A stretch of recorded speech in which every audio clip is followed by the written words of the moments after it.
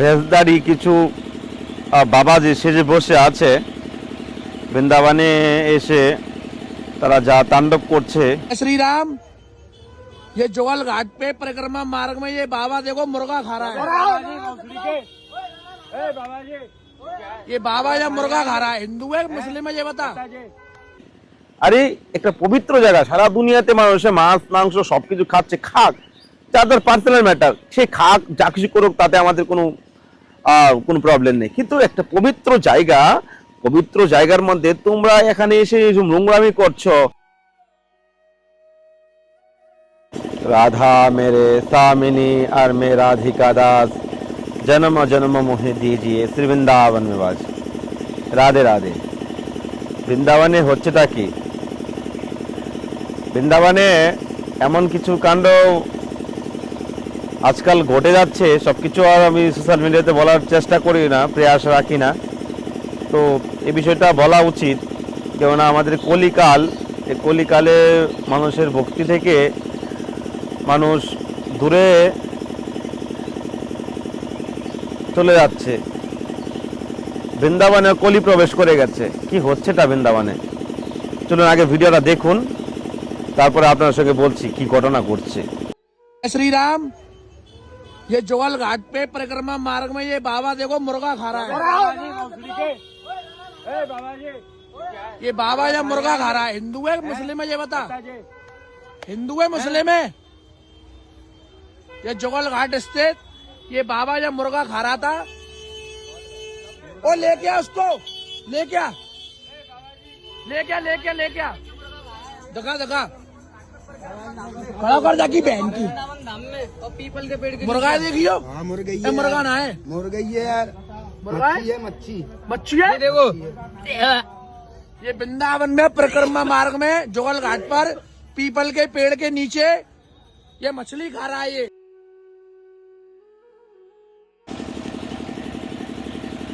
তো আপনারা দেখতে পেয়েছেন, এই হলো বৃন্দাবনের বর্তমানে কাণ্ড।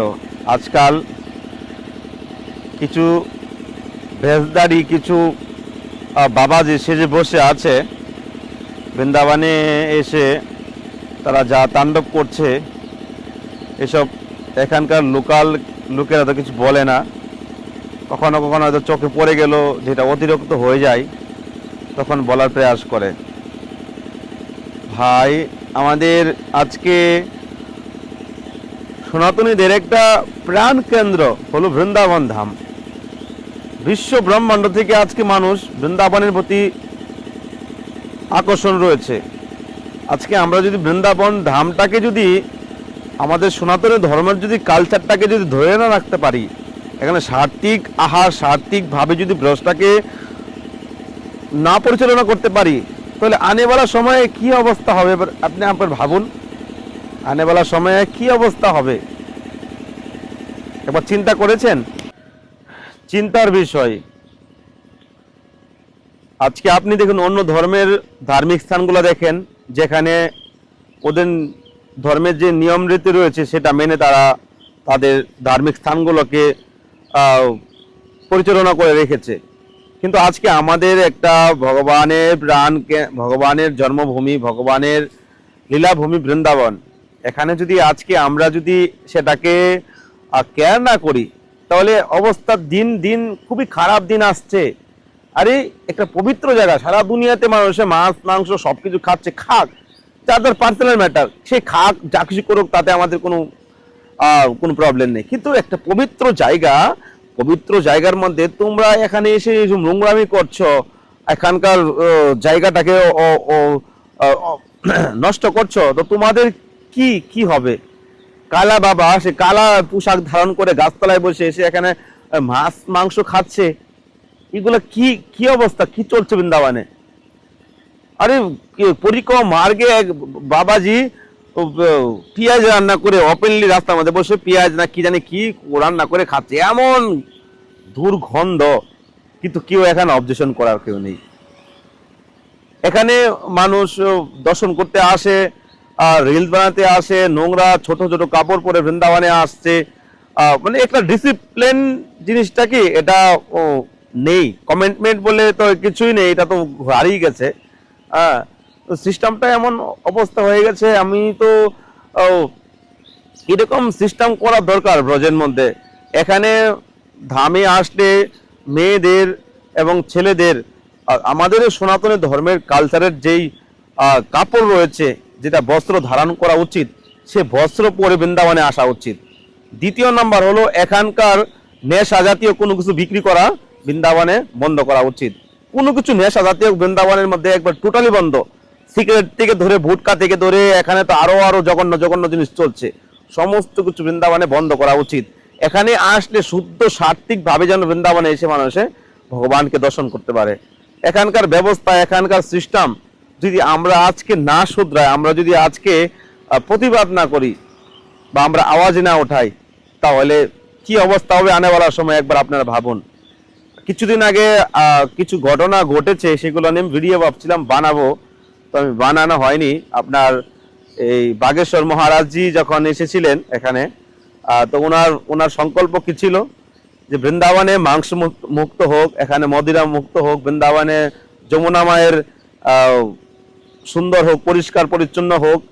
তো ওইগুলো সংকল্প করে এসেছে। এখানে কিছু হচ্ছে, এই যে আজকে 10 দিন ধরে পদযাত্রা হলো, কিন্তু কেউ তো কোনো সাপোর্ট করলো না। তারপরে দিল্লি থেকে কিছু গোরক্ষা দল এসেছিল, এখানে মদের দোকান খুলে রাখছে বৃন্দাবনের থেকে একটু বাইরে, কিন্তু এটা তো বৃন্দাবনের মধ্যে পড়ে না, কিন্তু এখন তো লাগালাগি হয়ে গেছে প্রেম মন্দিরের আশপাশ। তো ওইটা উনি শাটার বন্ধ করে দিয়েছিল, তারপরে ওনার নামে উল্টা মামলা লাগিয়ে দিয়েছে। তো কজন লোক সাপোর্ট করলো? কিছু কিছু লোক হয়তো সাপোর্ট করেছে ওনাকে। তো আনেওয়ালার সময় যদি আমরা আজকে বৃন্দাবনের মধ্যে এইসব যদি কুকর্ম করে থাকে, তাহলে এই ধামটার অস্তিত্ব কি হবে? মানুষ তো এখানে পিকনিক করতে আসছে, এখানে মানুষের টাইম পাস করতে আসছে, দর্শন করতে কজন আসছে? দর্শনের যারা করতে আসে তাদের ভাব আলাদা থাকে, আর যারা পিকনিক করতে, রিলস বানাতে, খেতে আসে, তাদের তো আপনি দেখতে বুঝতে পারবেন। তো এই যে আমাদের কালচার, আমাদের সমাজ, আমাদের ধার্মিক স্থানগুলো যে অধঃপতনের দিকে যাচ্ছে, সেটা আমাদের কোনো খেয়াল আছে? আমাদের বড় বড় ধর্মগুরুগুলো রয়েছে যারা হিন্দুত্ববাদী নিয়ে, হিন্দুদের নিয়ে কথা বলে না, আর হিন্দুদের থেকে পয়সা কামিয়ে তারা বুক বিলাস করছে। তো তারা কিসের জন্য ধর্মগুরু হয়েছে? ধর্মগুরু কিসের জন্য হয়েছে? ধর্মের রক্ষার জন্য তো হয়েছে না, ধর্মের উপদেশ দেওয়ার জন্য। যেটা তুমি পারছো না নিজে, তুমি আওয়াজ ওঠাও, তুমি আওয়াজ ওঠাও। আজকে আমাদের ধর্মটা এভাবে যদি আমরা নিজেরাই যদি বিকৃতি করে, নিজেরাই যদি আমরা পরিবেশ নষ্ট করি, তাহলে হবে এরকমই হবে। আনেওয়ালা সময় আমরা আজকে দর্শন করতে পারছি, 20 বছর 100 বছর পরে আমাদের জেনারেশন, পরের জেনারেশন যারা আসবে, তারা এসে কি দেখবে? এখানে দেখবে বড় বড় 10তলা বিল্ডিং, আর যমুনা হয়ে যাবে একটা নালার মতো, আর এখানকার পশু গাছপালা হয়ে যাবে একবারে পুরো, মানে দিল্লিতে যেরকম নোংরা আবর্জনা করে রাখা আছে পাহাড়ের মতো, এরকম হবে। একটা সাইডে নোংরা ফেলবে, একটা সাইডে বিল্ডিং হবে, কারখানা হবে, এই হবে সেই হবে। ধরে রাখতে পারবে না এই ধাম, ধরে রাখতে পারবে না। এ তো কলিতেই শেষ হবে ধাম, কলিকেই সমাপ্ত। তো আনেওয়ালার সময় খুব খারাপ আসছে। এই জন্য আওয়াজ ওটা নিজের ধর্ম রক্ষার জন্য, নিজের প্রতিবাদ, নিজের সমাজ রক্ষার জন্য করা উচিত। হ্যাঁ, সে এখানে গাছতলায় বসে ওপেনলি মাছ মাংস খাচ্ছে। মাছগুলো কোথা থেকে আসছে? কে ভেজে দিচ্ছে? কে বিক্রি করছে?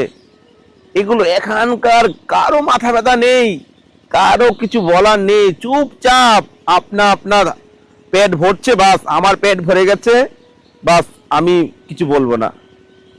তো এইরকমই চলছে এখন বর্তমানে, ঠিক আছে? এই জন্য নিজের ধর্ম, নিজের সমাজ, নিজের ধার্মিক স্থানগুলোতে রক্ষা করার জন্য নিজেদেরই প্রতিবাদ করতে হবে। বৃন্দাবনের মধ্যে মাছ মাংস খাচ্ছে, কোথা থেকে আসছে এসব? কোথা থেকে আসছে? কে বিক্রি করছে?